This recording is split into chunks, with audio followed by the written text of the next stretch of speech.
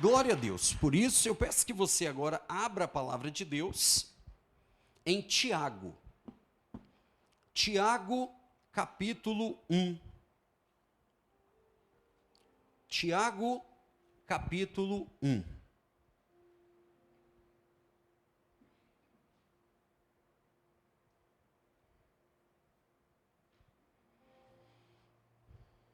Hoje, nós vamos iniciar uma série de mensagens chamada Integridade. Diga comigo, integridade. Diga, integridade. A prova da fé. Diga, a prova da fé. Hoje nós vamos iniciar uma série de mensagens baseada na carta de Tiago. Eu já ia ministrar uma palavra em cima dessa carta, baseado na carta de Tiago, e aí orando, Deus foi me trazendo algumas reflexões, e eu vi como uma direção de Deus para nós, nesse domingo e nos próximos domingos, talvez uns 5, 6 domingos, eu te convido a não perder nem dia dessa série. A carta de Tiago, ela é necessária, atual, é uma carta de sabedoria prática. Poderíamos chamar a carta de Tiago de Provérbios do Novo Testamento. Pensa num conhecimento extraordinário, sabedoria do alto, para a vida prática. Então eu estava orando, buscando em Deus, e aí Deus me direcionou para a gente, nesse mês inteiro, e provavelmente até o início do próximo mês, deve ser umas 5 a 6 ministrações, nós vamos fazer uma exposição dos grandes temas dentro da carta de Tiago. Nós não vamos fazer uma exposição versículo a versículo, não é essa a proposta, é a gente entender os grandes temas dentro dessa carta, para que a gente possa viver de maneira sábia num tempo difícil como esse que nós estamos vivendo. A carta de Tiago, eu disse que ela é necessária e atual, toda a Bíblia é. Mas a carta de Tiago, ela é prática, é uma resposta para as dificuldades. O contexto dos destinatários originais, lá no início do primeiro século, é muito parecido com o contexto que nós vivemos hoje. Essa carta, ela foi escrita aí há quase 2000 anos, arredondando, mas ela, como a palavra de Deus, que é atemporal, ela é atualizadíssima para as dificuldades que nós estamos vivendo. O povo para quem essa carta foi escrita, e é importante só fazer essa introdução antes de a gente ler, essa carta, ela é chamada de uma carta geral. Nós sabemos que no Novo Testamento existem cartas direcionadas a igrejas específicas ou a pessoas específicas. Exemplo, carta de Filemon, carta de Tito, carta a Timóteo, né? Então você tem uma carta direcionada a uma pessoa. E existem cartas a igrejas, carta a Éfeso, carta a Tessalonicenses, carta aos Colossenses, enfim. Mas essa carta não. Essa carta, ela é chamada de carta geral, como se fosse uma carta circular, para chegar e ser lida em várias igrejas. Ela não era direcionada a uma igreja específica. Nós sabemos que existem outras cartas assim, como Hebreus, as 3 cartas de João, Pedro, Judas, né? São cartas chamadas gerais. Então essa carta, ela tem esse aspecto de trazer orientações gerais para a igreja.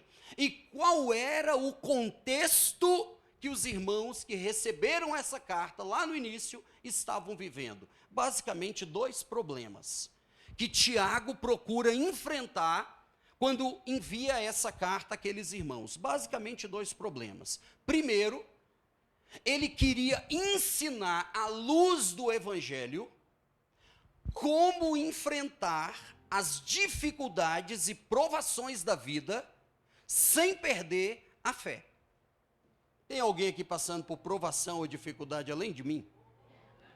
Alguém? Boleto que todo dia vence? Tem alguma?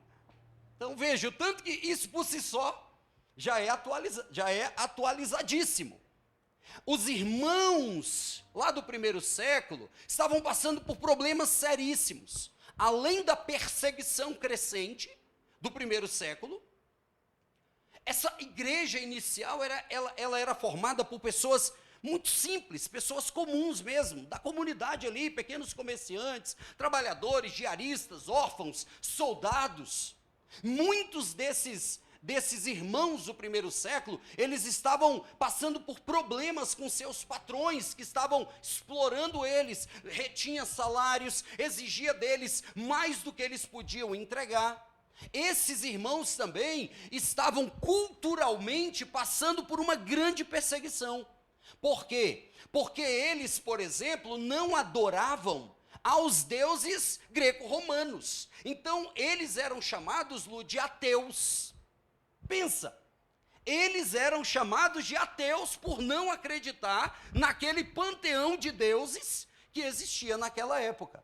Há historiadores que dizem que eles eram chamados de maus cidadãos, porque eles não adoravam a divindade do rei, do César, por exemplo. Havia até alguns que chamavam esses irmãos de canibais. Oxe, pastor. Porque eles se reuniam, Gabriel, semanalmente, e eles diziam que iam se reunir para beber o sangue e comer a carne, a ceia.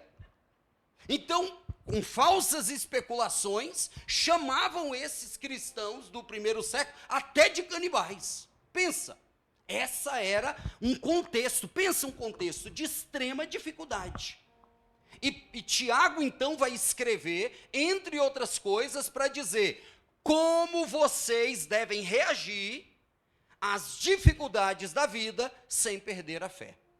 Mas havia um segundo problema que Tiago procurava enfrentar quando escreve essa carta. E o segundo problema era a incoerência entre a fé que eles professavam e a vida que eles viviam. Eles diziam que acreditavam em Deus, mas a vida deles não manifestava a fé que eles diziam ter. Havia um divórcio entre a teologia que eles diziam ter e a vida que eles viviam.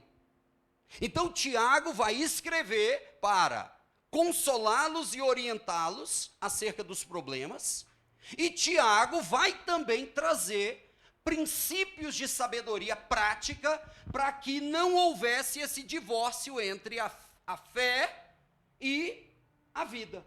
A exemplo de ele ensinar que a fé sem obras era morta. Então, esse é o contexto.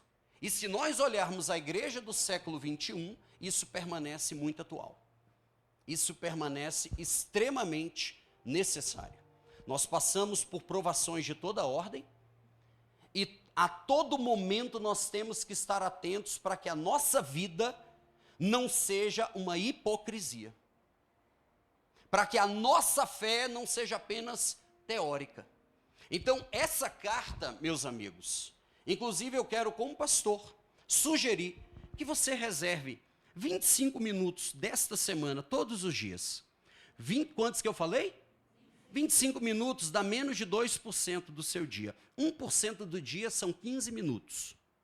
1% do dia são...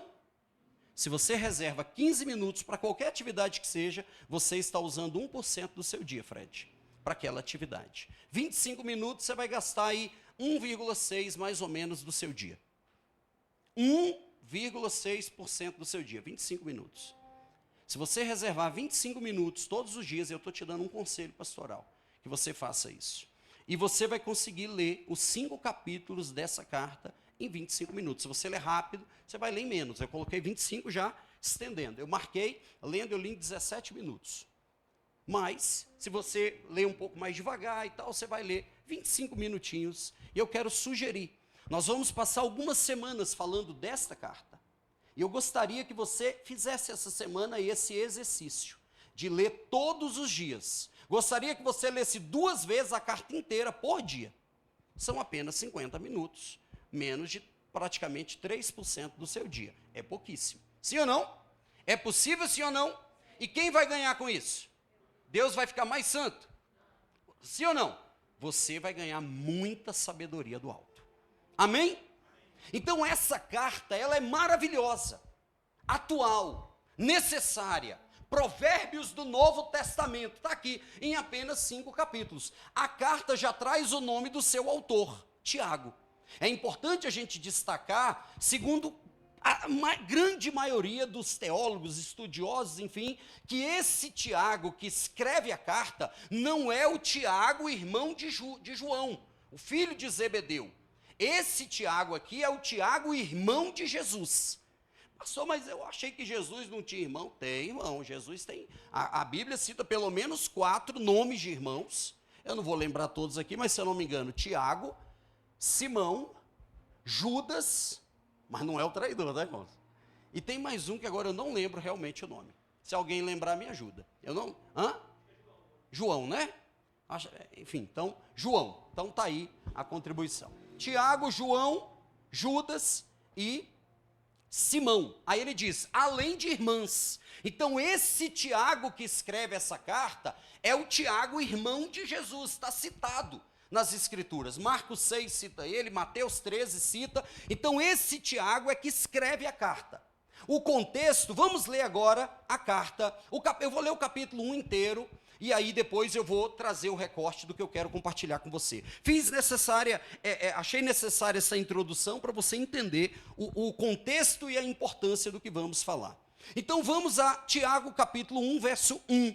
O texto diz assim, Tiago, servo de Deus e do Senhor Jesus Cristo, as 12 tribos que se encontram dispersas, ou na diáspora, são os irmãos que estavam vivendo fora da Judéia, em todo o Império Romano, muitos perseguidos, estavam dispersos por todos os lugares, por isso uma carta geral. Então, ele escreve as 12 tribos que se encontram na diáspora, saudações. Aí ele diz, meus irmãos, tenham por motivo de grande alegria o fato de passarem por várias provações, sabendo que a provação da fé que vocês têm produz perseverança. Ora, a perseverança deve ter ação completa, para que vocês sejam perfeitos e íntegros, sem que lhes faltem nada. Se, porém, algum de vocês necessita de sabedoria, peça a Deus, que a todos dá generosamente e sem reprovações, e lhe será concedida. Peça, porém, com fé, em nada duvidando, porque o que duvida é semelhante à onda do mar, impelida e agitada pelo vento. Que uma pessoa dessas não pense que alcançará do Senhor alguma coisa, sendo indecisa e inconstante em todos os seus caminhos. O irmão de condição humilde glorie-se na sua exaltação e o rico na sua humilhação, porque ele passará como a flor do campo.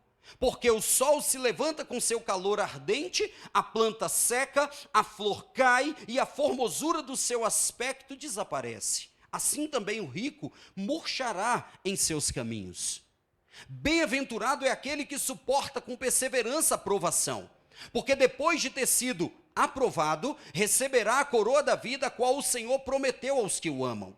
Ninguém, ao ser tentado, diga, sou tentado por Deus, porque Deus não pode ser tentado pelo mal e Ele mesmo não tenta ninguém. Ao contrário, cada um é tentado pela sua própria cobiça. Quando esta o atrai e seduz, então a cobiça, depois de haver concebido, dá à luz o pecado, e o pecado, uma vez consumado, gera morte. Não se enganem, meus amados irmãos. Toda boa dádiva e todo dom perfeito vem lá do alto, descendo do Pai das luzes, em quem não pode existir variação ou sombra de mudança. Pois, segundo o seu querer, ele nos gerou pela palavra da verdade, para que fôssemos como que primícias das suas criaturas. Vocês sabem estas coisas, meus amados irmãos.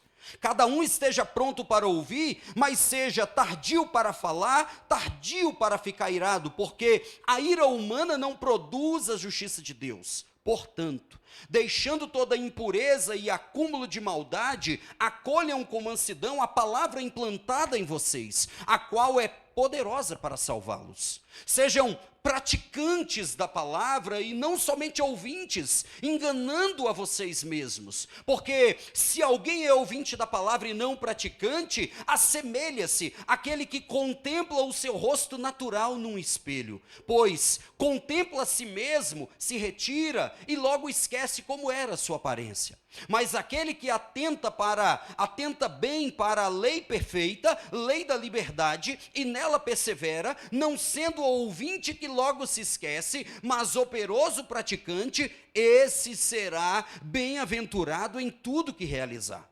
Se alguém supõe ser religioso, mas não refreia a sua língua, está enganando a si mesmo. A sua religião é vã. A religião pura e sem mácula para com nosso Deus e Pai é esta: visitar os órfãos e as viúvas nas suas aflições e guardar-se incontaminado do mundo. Você pode dizer amém? Amém? Senhor, vamos orar. Nós estamos diante da Tua palavra, Pai. Fala conosco. Nós precisamos que o Senhor nos ilumine, nos direcione. Senhor, por meio do Espírito Santo, traga a direção para as nossas vidas nessa noite. Pai, esta é a Tua palavra. Eu quero ser apenas como este microfone, que potencializa o som da voz, mas não, Senhor, da minha voz, mas da Tua voz. Fala conosco.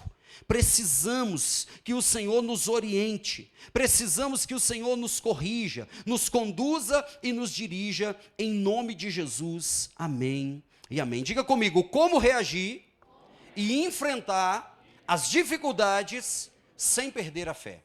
Diga, como reagir e enfrentar as provações sem perder a fé.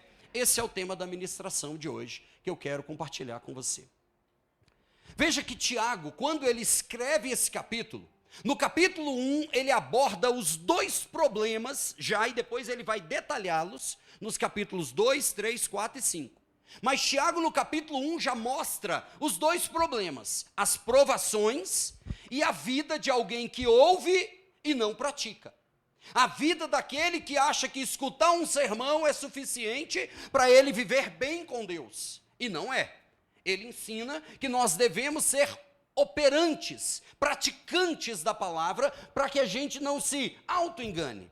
Mas hoje eu quero tratar de como reagir, à luz desse texto, como reagir e enfrentar as dificuldades da vida. Uma coisa muito importante, veja que eu vou falar usando as palavras de Tiago.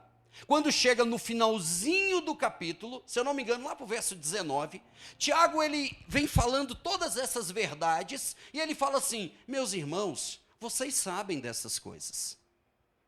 Tiago, quando escreve, e antes de ele ir para os versículos finais do capítulo 1, ele diz assim, meus irmãos, olha lá, vocês sabem essas coisas. É como se Tiago estivesse falando assim, olha, eu estou apenas relembrando verdades que são até óbvias para nós, mas que são necessárias nós relembrarmos para que nós não nos afastemos delas. E eu quero começar com uma nota óbvia, uma verdade óbvia, que ele deixa claro desde o início.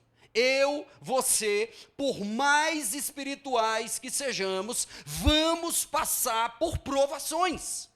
Vamos passar por lutas, vamos passar por dificuldades. Por mais assíduos que sejamos à igreja, por mais fiéis que sejamos no ministério, por mais fiéis que sejamos na generosidade, por mais operosos que sejamos nos dons, nós vamos passar necessidades, nós vamos passar dificuldades, nós vamos enfrentar problemas. Isso é óbvio, mas é necessário, especialmente em uma época, não muito longe daqui, você vai andar e vai encontrar muitas pessoas que ainda insistem em dizer que se o cara fizer a campanha, se o cara for dizimista, se ele for presente, se ele tiver todos os dias na igreja, ele não vai passar problema. Que problema é uma falta de fé, como eu já ouvi muitos que estão machucados dessa forma. Ah, você está passando por isso? Falta de fé. Ah, você foi demitido? Falta de fidelidade, foi o devorador. Então muitos estão por aí ainda ensinando essa mentira. Veja que Tiago não frequentou uma igreja dessa. Tiago não frequentou. Ele já começa desde o início trazendo uma verdade. Nós vamos passar dificuldades. Você sabe como o Tiago, o apóstolo, morreu? Você sabe que praticamente todos os apóstolos morreram pelo martírio. Praticamente todos, não é? O Tiago, xará desse aqui, hoje não tem nem um Tiago aqui, né? Para a gente poder usar como ilustração. Ainda bem que eu não fui, né? Livramento. Mas o Tiago, apóstolo, irmão de João, foi morto à espada.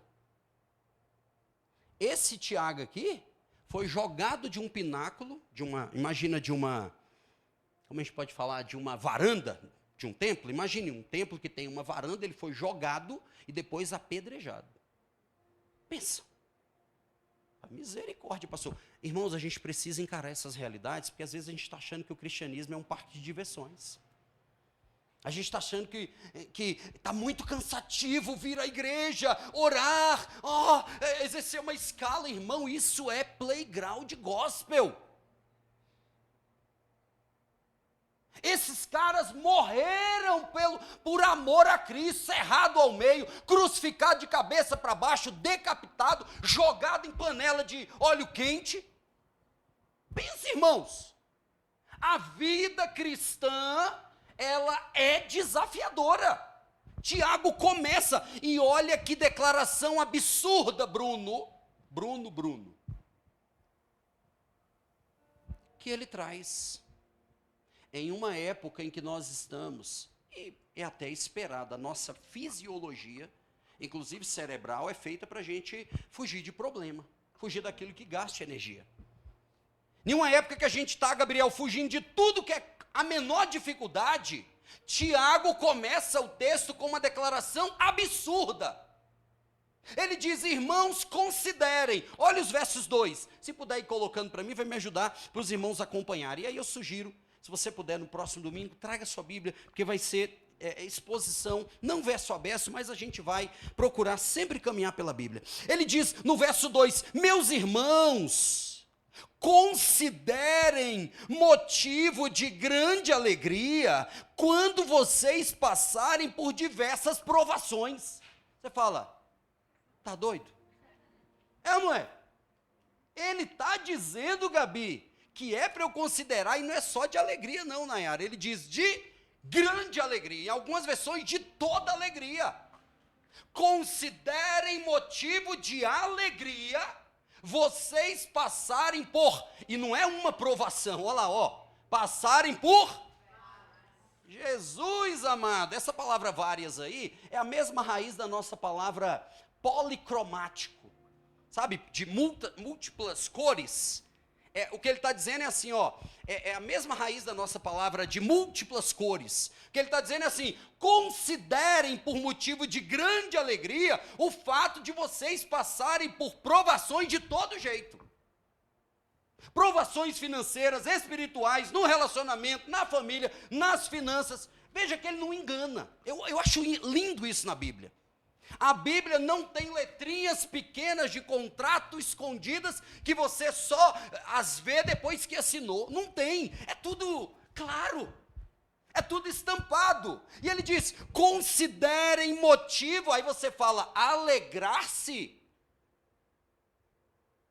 nas tribulações, nas provas, nas dores.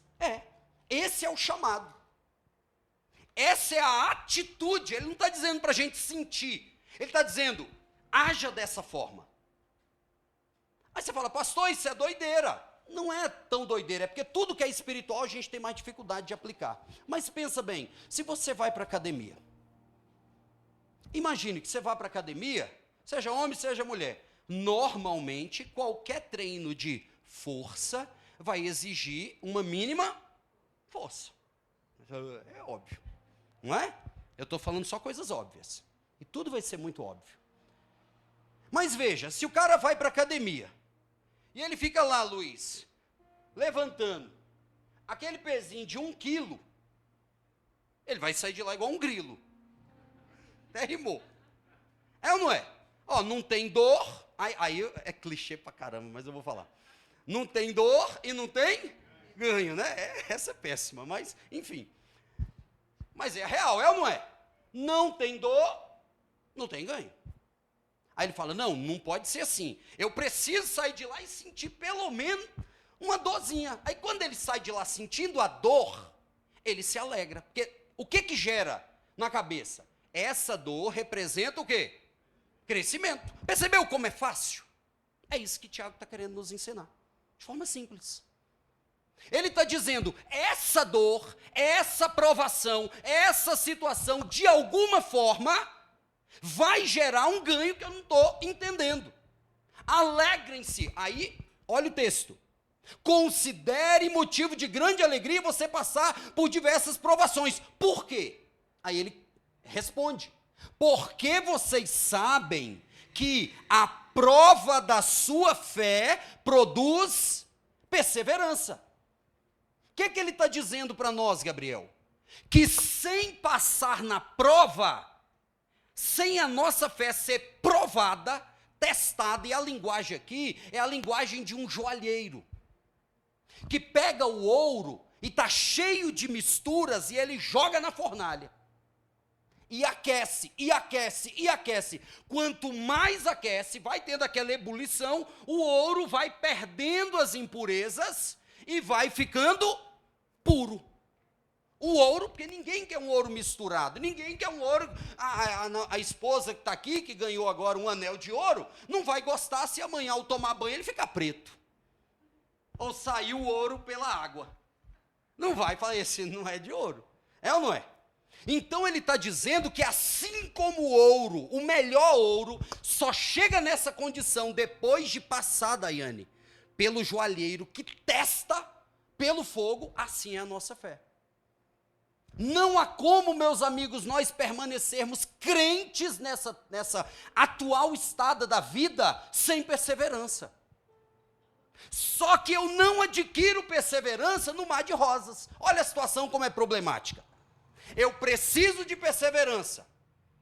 Aí é aquele dilema básico. Você fala assim, Senhor, eu preciso de perseverança. Então ele vai mandar uma prova. Fala, pastor, estava orando de manhã por perseverança. Ganhou uma prova de presente. A Shopee já está mandando. Está entendendo, meus amigos? Olha como isso é lindo, como isso é prático. E necessário. Eu preciso de perseverança. E como que eu adquiro perseverança? Tendo a minha fé provada. Tendo a minha fé testada. Tendo a minha fé submetida à fornalha das dificuldades. E isso vai gerando em nós musculatura espiritual. Isso vai gerando em nós confiança em Deus. Crescimento espiritual. É a dor lá da academia. Todo dia um pouquinho de dor, todo dia um pouquinho de dor, e daqui a pouco você está crescendo, você está mais forte, você está com mais vigor. É a mesma coisa que Tiago está querendo ensinar. Ele tá dizendo, olha o texto, e a perseverança, olha como ele termina, deve ter uma ação completa,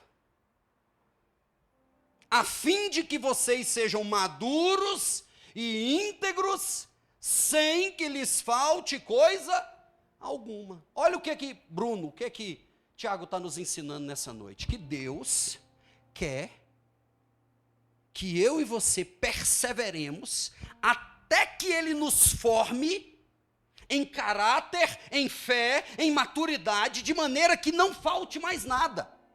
Deus quer nos forjar para que a gente seja íntegro. Daí veio a ideia de integridade. Mas espera aí, pastor, então quer dizer que Deus quer que essa perseverança seja completa? Entre outras coisas, as provações vão nos acompanhar até o resto da vida. Puxa, pastor, achei que hoje era uma palavra assim, eu começar bem a segunda, mas não está boa? É a realidade, eu não posso enganar vocês. Isso é sabedoria real. Então Tiago está nos ensinando nesse primeiro momento que a provação não é acidente. Você pode dizer, a provação não é acidente. Ele está dizendo, considere como você fica feliz com a dor da academia, que você fala, uau, eu estou sentindo dor, mas eu estou crescendo. Ele diz, leve em conta isso. Veja que ele chama aqui o sofrimento de provação. Diga comigo, o cristão passa por provação. Por provas, a nossa fé precisa ser... Tem uma música, né, um corinho que a gente cantava que dizia, cada vez que a minha fé... o que mais? É Tiago 1. Cada vez que a minha fé é provada, e aí eu vou colocar entre parênteses, e aprovada, tu me dá o quê? A chance de crescer. Quem quer crescer? Então nós vamos ter provação. Simples assim. Quem quer perseverar? Amém, meus irmãos? Eu quero que vocês perseverem. Eu não estou aqui para enganar vocês. Mas nós vamos, se a gente se mantiver na palavra, nós vamos sim viver o sucesso à luz do projeto de Deus. Não à luz do projeto coaching ou coisas por aí. O sucesso à luz de Deus, Luca, está na palavra, meu irmão. Para os relacionamentos, para as finanças, talvez não ser rico. Mas a Bíblia também diz que o rico, rapaz, ele anda com muita preocupação na cabeça. Às vezes a gente está querendo ser uma coisa que a gente não sabe nem o que é. Só porque a gente viu, acha que é bonito. Então, a primeira parte, ele está dizendo, ele está trazendo uma declaração até absurda. Se alegrem diante das provações. Ele não está dizendo, só para eu avançar, para não ficar nenhuma dúvida. Ele não está dizendo, a pessoa da minha família está doente, estou feliz. Não, aí é doideira, aí é agapap. Não é isso. O que ele está dizendo é assim, Senhor, eu sei que o Senhor está no controle de tudo. E essa situação que está provando a minha fé, vai gerar em mim perseverança. Porque perseverança aqui é a paciência aplicada às circunstâncias da vida. Lá em 1 Coríntios 13, quando Paulo fala assim, o amor é paciente. Ali é a paciência aplicada a pessoas. Ora, você tem que ter paciência com pessoas, e algumas muita paciência. É ou não é, irmãos? É. E ora, você precisa de paciência com as circunstâncias da vida. É essa aqui. O que é a perseverança? É a capacidade de você permanecer mesmo diante das circunstâncias mais adversas. E como, pastor, que eu vou fazer isso? Vencendo as provações. Cada vez que a minha fé é provada, Deus me deu a chance de crescer um pouco mais. Quantos querem crescer? Então vamos perseverar diante das provações. Não desista, não abra mão de Deus, não abra mão da fé. Tire amanhã 25 minutos para você ler essa palavra toda. Fala, Senhor, como que eu aplico isso aqui na minha vida? Me ajuda, eu quero colocar isso aqui em prática. Como, Senhor, que eu aplico? Coloca no carro, coloca no... Hoje nós temos muita facilidade de ter acesso à palavra. Então, como que Tiago começa nos orientando a enfrentar as dificuldades? Primeiro, tendo consciência de que elas não são um acidente, de que elas vão forjar em nós o caráter. É absurdo, mas é o que a Bíblia está dizendo. Aí a gente avança com a seguinte questão, tá, pastor? Mas eu vou precisar de uma direção, não é fácil? É fácil o que eu estou dizendo, Ramon? É fácil, irmãos? Não. Mas Deus nunca vai nos dar uma direção que nós não tenhamos capacidade de executar. Você pode dizer isso? Deus nunca vai me dar uma direção que eu não tenha capacidade de executar. Nunca. Olhe todos os homens que foram chamados na Bíblia e que apresentaram suas justificativas de incapacidade. Um disse, eu sou uma criança. O outro disse, eu não sei falar. O outro disse, eu sou o mais fraco, do menor das tribos que existe em Israel. Veja em quais dessas situações Deus aceitou a justificativa. nem de Moisés, nem de Jeremias, nem de Isaías, nem de Gideão, nem a minha, nem a sua. Você acha que Deus vai errar? Você acha, Daiane, que Deus vai errar? Se Ele te chamou, você dá conta. Amém, meus irmãos? É isso que Ele está nos ensinando. Pastor, mas para eu fazer, eu preciso que Deus me ajude. Aí Ele vai te ensinar como você vai alcançar a direção para viver isso.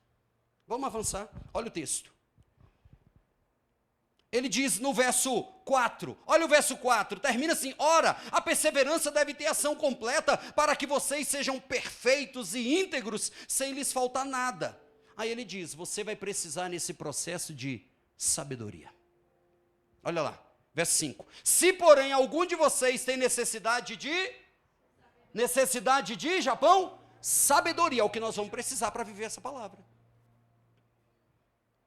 Ele está dizendo, olha, Deus quer que vocês vivam dessa forma, mas se faltar alguma coisa, se tiver falta de sabedoria, o que ele está dizendo? Peça a Deus. Então note que a segunda direção que ele nos dá, ele diz, diante das dificuldades, diante das provações, diante da incapacidade, ele diz, torna-se necessária a sabedoria que vem de Deus.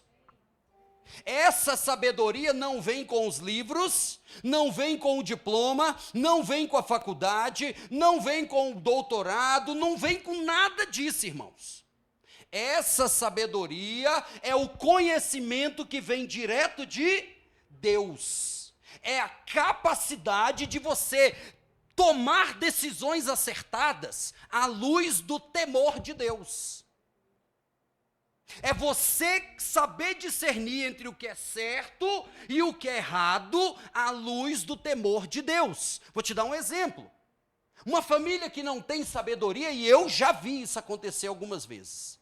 Exemplo, o filho foi para as drogas, o pai expulsa de casa imediatamente. A menina apareceu grávida, expulsa de casa. Apareceu grávida, vamos abortar. A pergunta é, essas decisões são acertadas à luz do temor de Deus? Eu mandar a minha filha abortar uma gravidez indesejada é coerente com o que Deus estabeleceu? Eu mandar meu filho embora de casa por causa de um problema desse? É isso que o Tiago está nos ensinando. Então ele diz, você precisa pedir a Deus. Sabia que a maioria das nossas decisões erradas é por falta de sabedoria? Aí você fala, é óbvio, eu disse para você que eu só vou falar coisa óbvia. É por falta de sabedoria. Só que tem algo mais grave do que não ter sabedoria. É nós gastarmos tempo com tudo, menos com a oração pedindo sabedoria. Tiago nos lembra o caso emblemático de Salomão, né? Salomão vai conduzir o povo de Deus. Wellington, que benção, Deus aparece. O que tu quer? Pede. Espera aí, Senhor, que eu vou ali na gavetinha do armário pegar o boleto até agora. É Nel, é Caesb, como é que é a Duval lá? Saneago, é Equatorial, já livra esse contrato da Equatorial, Senhor, já coloca outra. Entendeu? Aí Salomão fala, Senhor, eu quero que o Senhor me dê o quê? Porque dinheiro sem sabedoria, o cara detona tudo. Sim ou não? Gente, é a realidade da vida. Então ele está dizendo para mim e para você hoje, como reagir, enfrentar a dificuldade da vida. Primeiro, você precisa ter clareza que você não está sendo uma vítima do universo, uma conspiração, não. As provações fazem parte da vida e elas vão te forjar. Elas vão gerar perseverança para você não desistir. Olha no retrovisor agora. Tira todas as dificuldades que você passou na vida até agora. Seja sincero. Você estaria sentado nessa cadeira aí agora se nada disso tivesse acontecido? Seja sincero. Nenhum dos problemas, nenhum dos desvios, nem problema com bebida, nem com nada. Não tem nenhum problema, pastor. Irmãos, é muito provável que quase todos nós não estaremos nesse lugar. Elas nos forjaram e nos trouxeram até aqui. Vocês estão entendendo o que eu estou dizendo? Um dia uma pessoa me falou assim, eu não lembro quem foi que me fez essa pergunta, se o senhor pudesse apagar as dificuldades todas, se o senhor pudesse ter esse poder de pegar uma borracha e apagar do passado as dificuldades, o senhor apagaria? Num primeiro momento eu pensei em algumas difíceis que eu passei, como perdas de pessoas muito queridas, como situações traumáticas que eu realmente gostaria de não ter passado. Mas é fato que mesmo essas situações mais desafiadoras foram o que me formaram para eu ser quem eu sou. Se eu passo a borracha nas dificuldades que eu passei do passado, eu ia estar apagando a minha identidade. Eu não ia estar apagando só a minha história. Vocês estão entendendo? É aqueles filmes que o cara viaja no tempo, aí ele acha que ele vai só apagar um disjuntor lá e ficar de boa. Quando ele mexe lá, Luca, mexe aqui. Eu queria resolver um problema com meu vizinho, mexi lá, perdi meu pai aqui. Ixi Maria. Aí, você já viram esses filmes assim?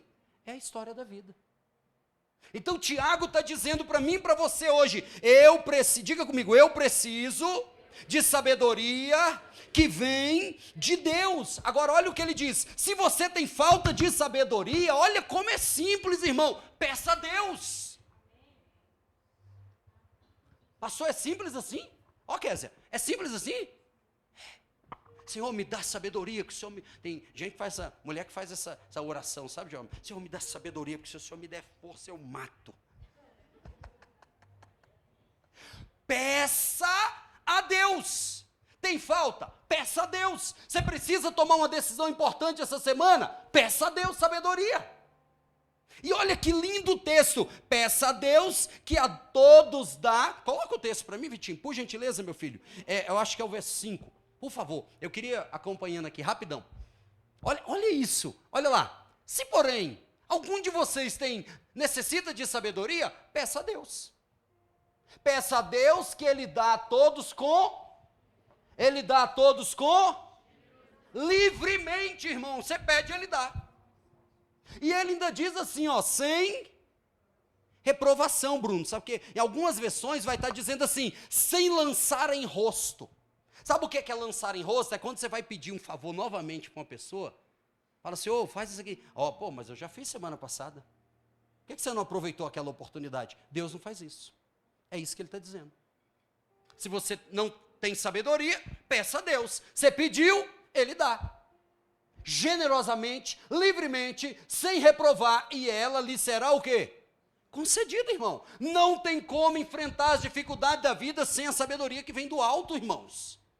Não tem como reagir adequadamente no casamento sem a sabedoria do alto. Sem a sabedoria que vem de Deus, eu já teria divorciado umas 5 vezes da Teca. E ela de mim. Porque não pense que eu não sou uma pessoa difícil. Eu sou. Só que todos os dias eu estou pedindo para Deus sabedoria para domar essa pessoa difícil à luz do Evangelho. É por isso que, graças a Deus, vamos completar agora, dia 30 de agosto, 26 anos de casado. Amém, meus irmãos? É isso. Então a segunda direção que Tiago nos dá nessa noite é, você precisa de sabedoria. Mas não é a sabedoria do YouTube, não é a sabedoria do TikTok, não é a sabedoria do Facebook, não é a sabedoria da sua faculdade, é a sabedoria que só Deus pode te dar. Qual a decisão que você tem que tomar essa semana? O que você precisa? De uma clareza. Peça direção a Deus. Peça sabedoria a Deus. Guarde minutos dessa semana para dizer, Senhor, eu preciso de sabedoria para eu discernir o certo e o errado à luz da Tua palavra. Me dá um óculos, uma lente, uma cosmovisão cristã para eu julgar as coisas segundo a Tua palavra. Olha que coisa linda, irmãos. É isso que nós estamos precisando. É disso que nós estamos precisando.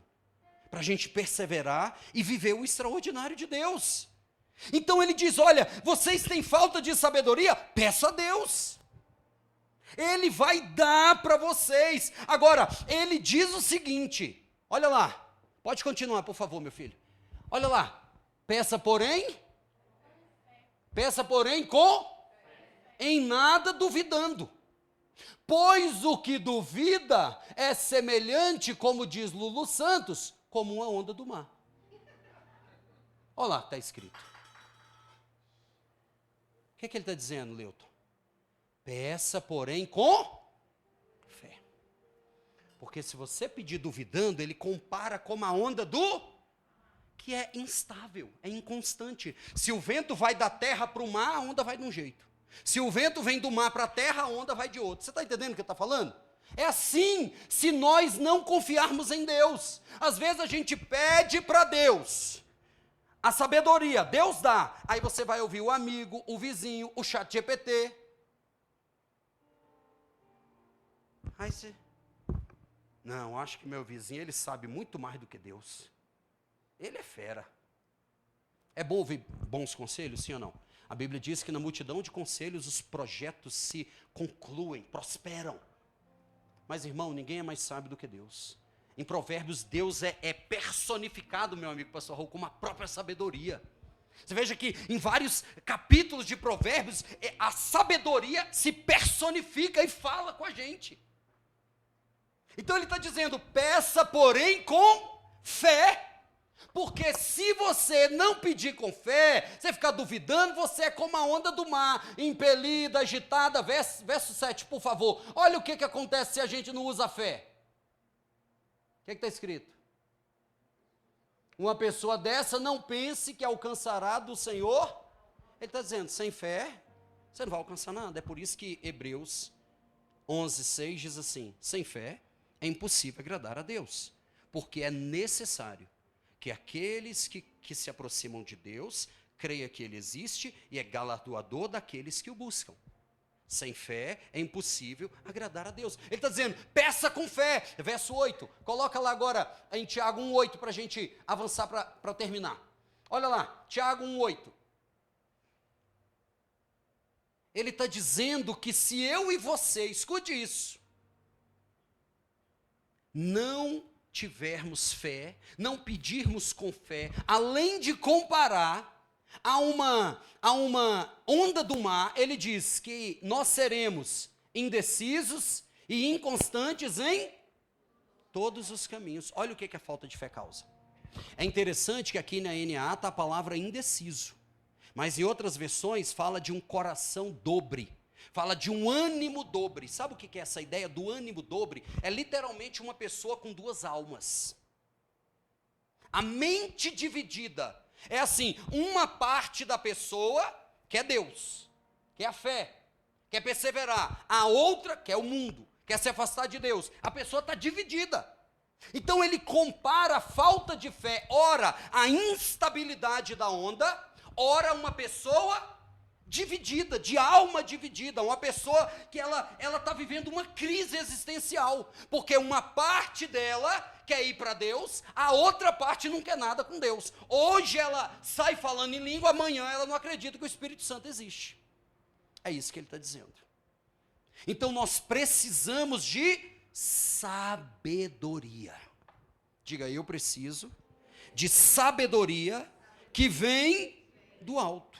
Diga, eu não posso ser inconstante. Agora, eu vou trazer o último ponto para eu finalizar essa reflexão de hoje.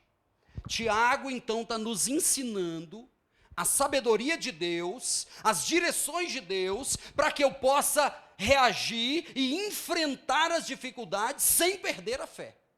Eu sei que as provações não são um acidente, eu sei que elas estão me forjando, eu sei que elas estão me ajudando, provando a minha fé e estão me dando perseverança. Eu sei que para eu viver desse jeito, eu preciso pedir sabedoria que vem do alto. Agora Tiago traz, dentro da conclusão que eu quero colocar, uma necessidade de nós sabermos identificar o que é provação e o que é tentação. Ele está dizendo, olha, diante das dificuldades da vida, que são reais, não confunda provação com tentação. A palavra no original é a mesma, para provação e para tentação. O que vai mudar é o contexto e o que vai mudar é a finalidade de cada uma delas. Vamos ler que suporta com perseverança, ali está provocação, né? Provação, eu que estou errado então, desculpa. Era só para ver se você estava atento. Bem-aventurado, mais do que feliz, veja que ele resgata aquela ideia, né?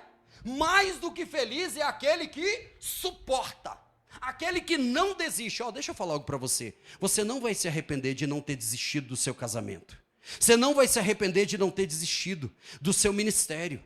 Você vai ver que vale a pena, irmãos. Vale a pena você avançar, vale a pena você crer, vale a pena você permanecer em Deus. É mais do que feliz aquele que suporta com perseverança a provação. Por quê?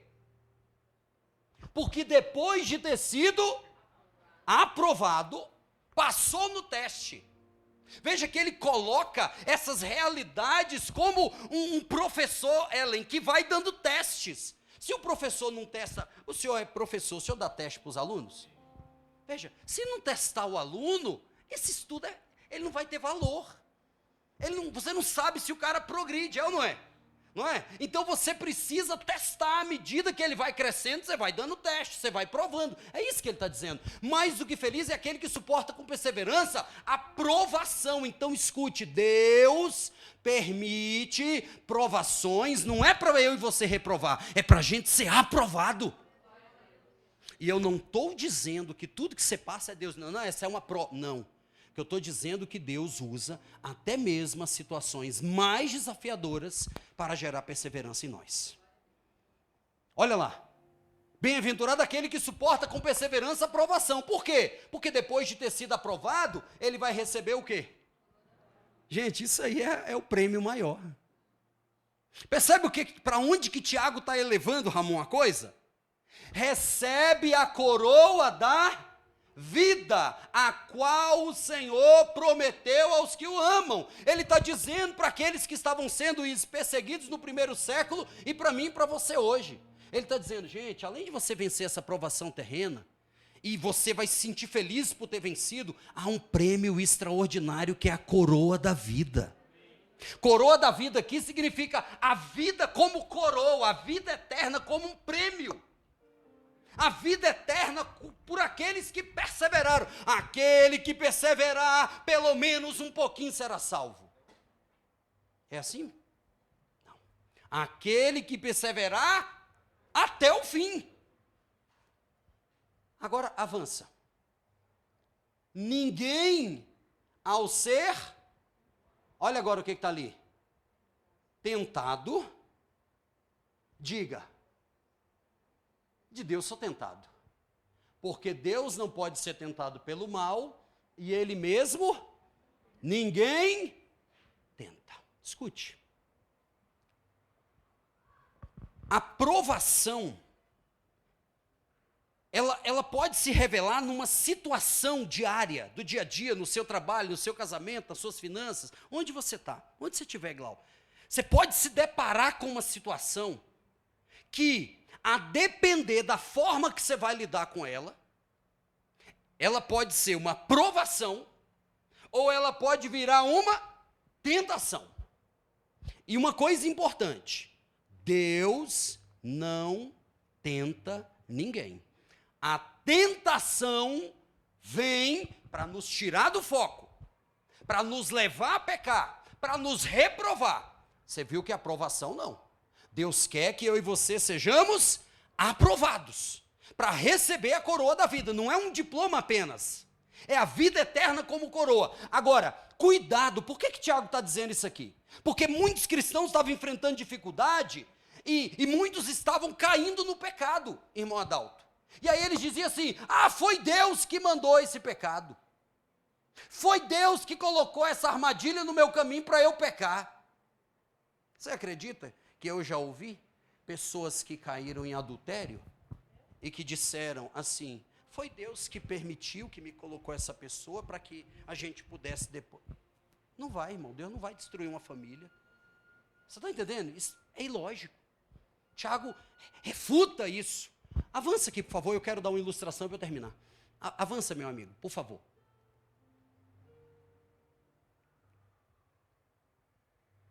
Aqui o 14. Ao contrário. Ele está dizendo, ó, Deus não tenta ninguém. Preste atenção nessa conclusão. Deus não tenta ninguém. Ninguém sendo tentado, diga, de Deus sou tentado, porque Deus não tenta ninguém. E não pode ser tentado pelo mal. Ao contrário. Cada um é tentado pela sua própria cobiça. Quando esta o atrai e seduz. Avança, por favor, Vitinho. Então, a cobiça, depois de haver concebido, dá à luz o pecado, e o pecado, uma vez consumado, deixa eu explicar isso aqui para a gente concluir. Apitou aqui já. Pense comigo uma cena. O Antônio, ele trabalha numa repartição. O Antônio trabalha numa repartição. Ele trabalha no primeiro andar da repartição. E lá na repartição tem um elevador, e o assessorista daquele elevador é o seu João. O Antônio trabalha, primeiro andar, o assessorista, que é o que mexe no elevador, seu João. Seu João trabalha lá há 30 anos já. Como o Antônio, ele trabalha no primeiro andar, ele chega e só fala, ô, seu Antônio, ô, seu João, e já sobe pela escada, porque ele acha que demora o elevador e tal. Só que ele chegou no trabalho, segunda-feira, e ele viu que o seu João não estava lá. O seu João se aposentou. E aí colocaram a Joaninha no lugar do seu João. A Joaninha é bonita, jovem, sensual. A Joaninha não usa aquele terno que o seu João usava. Sabe aquele terno que tampa a mão? O seu João usava esse terno há 30 anos. O terno já estava... Mas a Joaninha, que agora é assessorista, vai com um tubinho matadora. Pensa. O Antônio está chegando. Vou de elevador. Tudo bem? Ele é um cara cortês, não é? É um cara educado, vai conhecer a nova trabalhadora daquele empreendimento. E ele olha, enquanto aquele elevador sobe, ele queria ir para o 10º andar e não para o primeiro. De tanto que ele estava apreciando a beleza da Joaninha. Ele sai do elevador e diz, excelente contratação. E vai para casa. E no outro dia, quando ele vai para a escada, ele se sente tentado de novo a ir para o elevador. Pensa essa cena. E ele começa a conversar todos os dias com a Joaninha. Pergunta como é que é, de onde ela veio, o que é que ela faz. Tipo aquela questão de Globo Repórter. O que faz, onde vive, onde come. E dali, eles se entreolham. E depois começa uma conversa no Instagram. Oi? Oi? Nossa, mas eu estava olhando você, Antônio. A sua mulher, ela é muito sortuda. Ter um homem assim. Que mulher sortuda. Só que o Antônio não está vivendo uns dias legais com a Antônia. Aí o Antônio, ixi, essa mulher minha aqui, nossa, sem sabedoria, não está participando da série. E eles conversam. E eles decidem marcar um encontro apenas para conversar. E assim eles fazem. Abriu inclusive um lugar aqui no Gama, chama Seu Juca. E assim eles vão. E desse encontro profissional, Adriano, eles ficam juntos, eles têm relações sexuais, passam dias, passam meses, nasce um filho. O filho cresce e na primeira oportunidade que ele teve, matou o pai. Pastor, Tiago escreveu esse enredo. Foi Tiago que escreveu. Eu só dei nome para o personagem. Ninguém sendo tentado, de Deus sou tentado. Mas cada um é tentado pela cobiça que está no seu, a Joaninha poderia ter sido uma provação, sim ou não? Está repreendido, Senhor, eu vou pedir a remoção desse prédio. É uma coisa normal para todos nós, sim ou não? É ou não é? Tanto para homem quanto para mulher. É ou não é? Joaninha poderia ser uma provação. Venci, Senhor. Por quê? Ser tentado não é pecado. Às vezes você vai se deparar com uma situação que vai te tentar a fazer algo. A minha empresa, pastor, ela não está indo bem. Aí veio um amigo meu e falou assim, ó, tem um esquema aí das maquininhas, que você foge do imposto. Poxa, você vai pagar imposto para esse governo? Só que não é coisa de governo. Há uma lei do Estado que diz que só negar imposto é crime. Não, mas olha que coisa boa, que eu vou deixar de pagar 5 mil de imposto, cometendo crime. A história que eu acabei de contar para você, quem contou ela pela primeira vez foi Tiago. Volta o texto, por favor. E eu termino aqui. Cada um é tentado pela sua própria... A cobiça é o desejo desenfreado, irmão, que está dentro de nós. Veja que Provérbios 4:23 diz, sobre tudo que se deve guardar, guarda o seu coração, porque dele procedem as fontes da vida. Por isso que o salmista, lá no Salmo 119, o verso eu não lembro, mas ele diz assim, guardei a tua palavra no meu coração, para eu não pecar contra ti. A cobiça é o combustível que já está aqui dentro. O que Tiago está nos ensinando? Cair no pecado não é uma coisa de fora para dentro, é de dentro para fora. Jesus ensinou isso. O que contamina o homem não é o que entra, é o que sai. Olha a história contada. Essa galera está fera, já colocou o provérbio. Volta lá que eu tenho que terminar. Por gentileza, Tiago 1. Não, verso, a gente estava 14 por ali, 15. Cada um é tentado pela sua própria cobiça, o desejo. Eu preciso chegar cedo amanhã, passar um perfume, arrumar um cabelo, o cara ia todo desgrenhado para o trabalho. Mas agora que tem aquela secretária, ser fiel com o seu João era fácil. É ou não é? 30 anos, seu João, aquele terno surrado, era fácil demais. A Joaninha é a aprovação. Percebeu aí? Cada um é tentado pela própria, não é pela cobiça do outro, não. É autorresponsabilidade. Aí o que é cobiça? O que o desejo desenfreado, descontrolado faz? Primeiro, atrai. Essa linguagem é a linguagem da caça. Essa linguagem aí é a linguagem da armadilha. Sabe o queijo que você coloca para pegar o rato? É isso aí. Primeiro vai ter um queijo, mas o rato não é obrigado a pegar o queijo, é obrigado? Alguém obriga o rato? Obriga, Bruno? Não, mas ele, puxa vida, esse cheiro é atraído. Primeiro ele é atraído, e depois ele é o quê? Seduzido, caiu na isca. Aí é o peixe quando morde a isca. Agora avança, por gentileza. Então, esse desejo desenfreado, depois de haver engravidado, concebido. Lembra que a Joaninha engravidou? Lembra, Gabriel? Engravidou, ela vai dar à luz o quê? O pecado.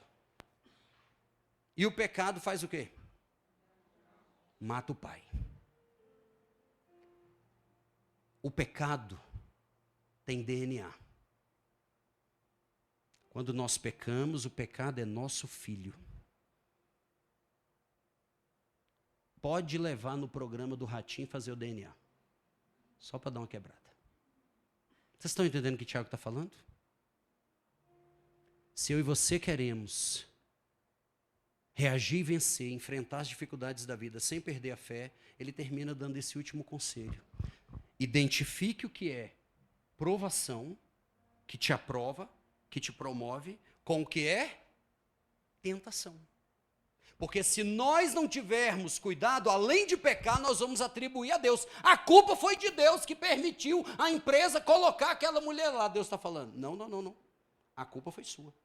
O pecado é seu filho. Se coloque de pé nessa noite, por gentileza.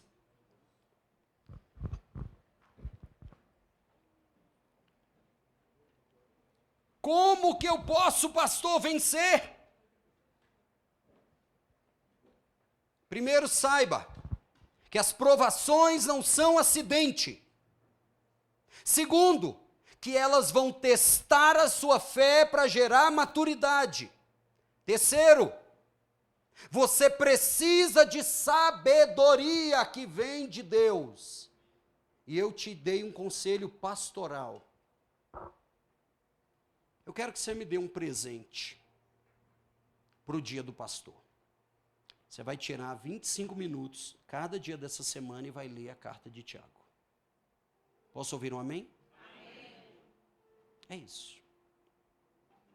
E quando você fizer a leitura de todos os capítulos, são 5 capítulos apenas. Se você não tem 25 minutos de uma vez só, tira 13 minutos de manhã, 14 de manhã, 10 à noite, enfim, leia. Como que eu posso vencer? Eu preciso de sabedoria. E é só eu pedir que Deus vai me dar. Se eu pedir com fé, Wellington, Deus vai dar. Sinceramente, quem precisa de sabedoria na vida? É só pedir para Deus, amigos. E por fim, Tiago nos ensinou que eu só posso vencer se eu não confundir provação com tentação. Diga, Deus quer o meu bem e não o meu mal. Diga, Deus nunca vai me tentar para me ver pecar. Diga, para me ver pecar.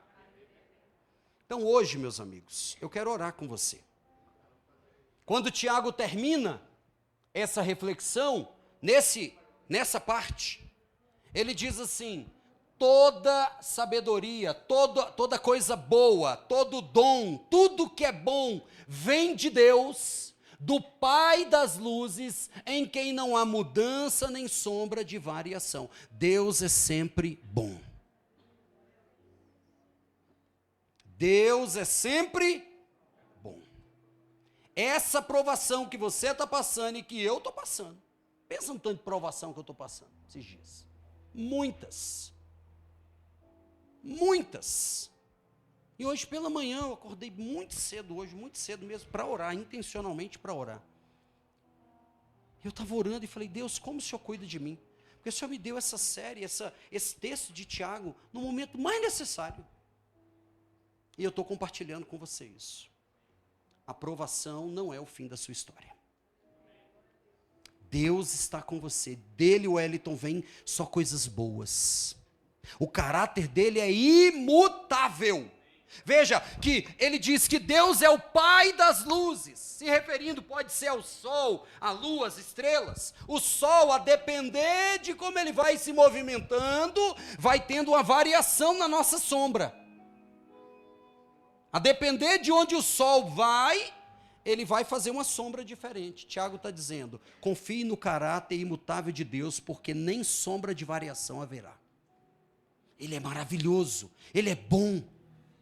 Não duvide do caráter dele, não duvide por causa da provação. Você fica falando, poxa, será que Deus está querendo me punir? Será que Deus não está me vendo? Será? Aquelas perguntas que às vezes a gente faz diante da dificuldade. Eu quero terminar dizendo isso para você. Deus não quer te punir, Deus não quer te reprovar, Ele quer te aprovar. Ele quer forjar você com maturidade, como um homem e uma mulher de Deus que não vai cair no engano do inimigo, vai perseverar e vai receber como prêmio a coroa da vida que ele tem para aqueles que o amam.